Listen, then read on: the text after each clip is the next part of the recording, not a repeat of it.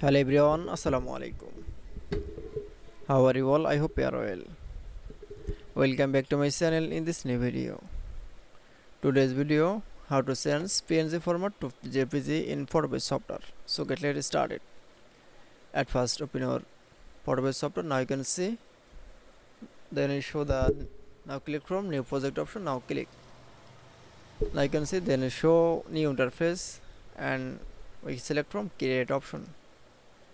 Then again new interface, change PNG format to JPG in Photopea. Now again going to the file menu option, then click. Now click from open and place option.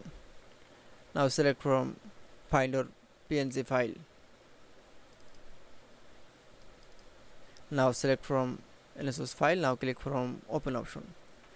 Now you can see open the PNG file.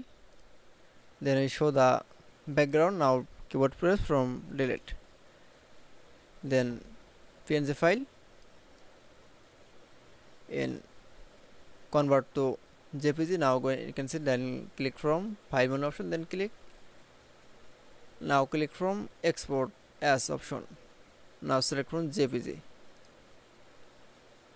Now we again select from, now click from save option. That is. Now you can see. Now check the file. That is. Now you can see